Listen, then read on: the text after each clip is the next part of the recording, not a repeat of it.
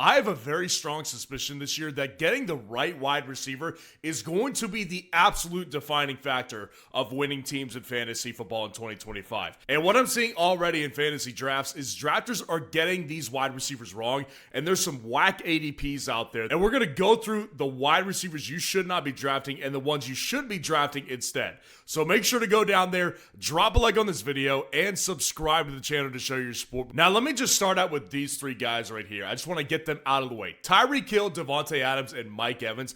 I believe we're drafting the wrong players here. Now, Tyreek Hill in particular, I will spend particular time with him because I have been really kind of off of him for basically the entire start of this offseason. And I really don't want to draft him, especially at his cost. And it's for very good reason. So what I did last year was I wanted to take the last 10 years in fantasy football, and I wanted to see how many years a wide receiver was able to stabilize top 12 production in fantasy football when that run ended and if they ever returned to top 12 status. So essentially what I wanted to break down is I found those players who went on a run, a consecutive run of top 12 seasons in fantasy football, and you could see those guys on the list right here, and also the amount of seasons that they had consecutive top 12 runs. So obviously like the big numbers are going to be like 6 consecutive top seasons that Antonio Brown and Julio Jones were able to do. But you also have wide receivers like Davante Adams here, who had a 4 consecutive season run,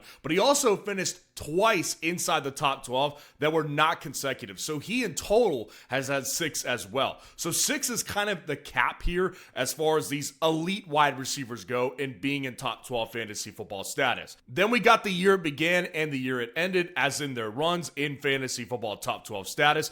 And then we kind of got the reason why it ended. Now, some of these guys, like a lot of them, it was shortened seasons. And then very few of them, they actually really hit the cliff and then just never returned. And then you can also see, did he ever return? A lot of these guys did not return. And the guys who did were usually on the younger side. And what I actually found out here was the guys who did return to the top 12 were actually averaging 27 years old. That was when they returned to top 12 status here. So if we're looking directly at Tyreek Hill right now, so his consecutive top 12 seasons started in the year 2017, and he went on a run of 2 consecutive top 12 seasons in fantasy. Ended in 2019 because of a shortened season with an injury. He obviously returned to a top 12 status and actually had the next 4 seasons in the top 12. So that's 6 total right there that ended in 2024. He began the second run when he was 2025 and it ended in his 30s. He ended it at 30 years old. And the reason why I think it's so unlikely that Tyreek Hill returns value for you is that 1/3 of these guys on this list return when their run ended at the age of 30. So basically, the majority of guys were not coming back into the top 12 if they were past the age of 30. And then the other big thing is not one of these guys on this list has had a third run yet. So this was Tyreek's second run that just ended here. And history would show that Tyreek Hill is not going to repeat and come back and start a third run. It just is very, very unlikely to happen here. So if Tyreek Hill was like the wide receiver 25 or the wide receiver 30 or even the wide receiver 20, I would be way more inclined to take the shot on Tyreek Hill. But the problem that we're seeing with Tyreek Hill right now is if you go over to Underdog, he has an ADP of 26.8. Now, obviously, wide receivers are more valuable in Underdog drafts because Underdog Best Ball is a 3 wide receiver format. So wide receivers naturally get the bump because of a 3 wide receiver format on Underdog.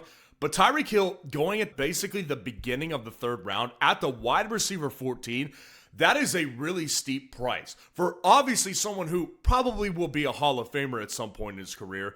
But if you look at this data right here, it's completely not going to back up his possibility of being a top 12 guy again. And here's the real reason you don't want to draft a guy like Tyreek Hill is because with Tyreek Hill in particular, you want to find all guys in your draft that had the probability or at least the good possibility of shooting above their ADP and doing more than just returning value for you. So my theory is this. I don't believe Tyreek Hill is anywhere near the top 15. I actually think he's like a wide receiver 30, wide receiver 35 type of area. That's where I believe he finishes. So I do not think he's worth this price at all. Davante Adams, I've got a similar issue here because, again, Davante Adams, his run just ended. Now, The good thing to note here with Davante Adams is he did miss time. He did miss 3 games in this past season. That shortened that year, and he actually was the wide receiver 13. So I'm not as against Davante Adams particularly, because I think that he is still a really good player and showed on a per-game basis that he's still very dominant. So I'm not as off on Davante Adams as I was with Tyreek, but the evidence is still there. He's had 6 top 12 seasons already. The evidence shows that it's very unlikely that he returns to be a top 12 wide receiver in 2025. And Mike Evans, I would say I'm the least confident on, but I really do think it's the year to start looking other ways besides Mike Evans. 35.3 ADP, wide receiver 20 price on Underdog right now. And really the reason is, again, he's at that cliff as well with the age factoring in. He's going to be 32 when the start of the season hits. And Mike Evans has already had 6 top 12 wide receiver finishes. So again, he's right there at that threshold. So essentially what's going to happen with Mike is either he crosses into next level territory. Marvin Harrison Sr. territory. Calvin Johnson, Randy Moss, Terrell Owens, Larry Fitzgerald territory. Or he kind of stays around this group of guys who some of the top guys are elite. But I don't know what to think about Mike Evans, to be completely honest with you. I'm leaning against taking Mike Evans because of the history not being on his side, but I am definitely not as out on him as I am with Tyreek Hill and Davante Adams. And I just think that there's a couple other guys that are all in their range that you should be taking instead. If we look at ADP on Underdog right now, Ladd McConkey is the wide receiver 11. So he's going within 8 picks, basically, of Tyreek Hill. Now, obviously, you may not have the option of getting Ladd McConkey if you're just trying to find a wide receiver in Tyreek Hill's range. But even then, you've got Marvin Harrison Jr., who's basically at Tyreek's ADP as well. 27 ADP, wide receiver 15 price. I would take the shot on the younger guy with more green grass ahead of him than I would with Tyreek Hill. Jackson Smith-Njigba, also the same scenario here. Jackson Smith-Njigba, 28.5 ADP, wide receiver 16. So with all those 3 guys that we've already went through, they're their clear wide receiver 1. And I'm not even saying Tyreek Hill isn't, but I have been personally on record saying that I really like Jalen Waddle a lot in 2025. I think that he will be the better wide receiver in fantasy this year than Tyreek will. And then I think Rashee Rice is obviously a guy that's going to continue to rise up draft boards the closer we get to the season. Unless there's a suspension, it doesn't look like this injury is going to hinder the start of his season. So Rashee Rice is another guy at 29.8 ADP, wide receiver 18 price point that I'd much rather take over Tyreek Hill, Davante Adams, and Mike Evans, because those guys, history is just not on their side. And the next guy that I want to go through here, I'm actually going to go through the research that I did here because I know I'm going to get contested on this one. So essentially what I did was I kind of did a very similar thing where I went through the past 10 years in fantasy football. And I wanted to find guys that were getting below the average target threshold and finishing inside the top 12 wide receivers and seeing if they finished again in the following season. So over the last 10 fantasy seasons, everybody in that top 12 averages 146.2 targets in that particular season when they were a top 12 guy. So basically what I did here was if you were underneath 146 targets, I investigated those guys. So anyone below that threshold, they went on this list right here. And as you can see, it's an incredibly long list. We're not going through all of these guys. We'll be here all day. But essentially what I wanted to show you here is that a lot of these guys did not repeat when they had this low of a target number. In fact, 67.3% of them did not repeat as top 12 guys. Now, there's a lot of different factors here for the guys that did repeat. They gained targets. 57.9% of those guys who repeated, they gained targets. But the really staggering number right here is 86.2% of those players who lost targets, they did not repeat. So obviously, that's like, I'm not saying that I'm some fantasy football genius for bringing you that information. Obviously, fantasy football, less volume equals less fantasy success. You don't need a rocket scientist to tell you that. But essentially what I'm trying to get down to here is that these wide receivers with low target averages on a yearly basis, these are more volatile guys. In fact, on this list right here, the only guy who kept popping up as a top 12 wide receiver and was consistently below this average was Mike Evans. And Mike Evans is an outlier of outliers. This is a Hall of Fame player we're talking about here. But again, the general rule here is that you do not want to target these wide receivers with low target volume on a yearly basis, especially if they're being priced high. And there's one guy in particular that is absolutely being priced like crazy right now, and it's T. Higgins. T. Higgins right now is the wide receiver 12 with an ADP of 23.1. Let me tell you why this is a very, very bad precedent to set right now. So, number one, obviously, underdog, as I said at the beginning of this video, is going to overvalue receivers because of the roster construction that it requires. 3 wide receivers starting for you every week, and then also an additional flex. So the possibility of 4 wide receivers starting for you on a weekly basis is very, very likely. But this is going to absolutely, make no mistake about it, translate into regular redraft on ESPN, on Yahoo, on Sleeper. It will absolutely translate here, because the good thing last year about getting T. Higgins in drafts was that he was a value pick.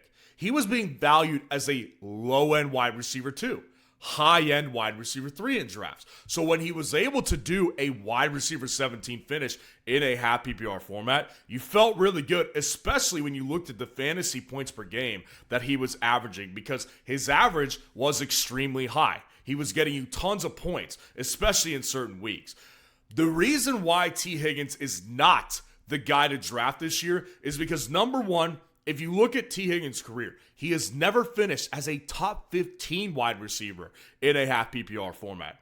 Never done it, because the reality here, and it's sad, but T. Higgins is basically a lock to miss at least a couple games in a season. You could basically expect it to happen.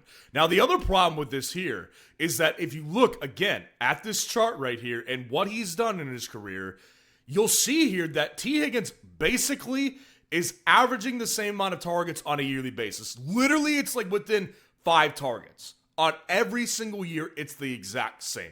Now, going back to that list that I just went through, a lot of these guys who increased targets, they had clear opportunities to move up.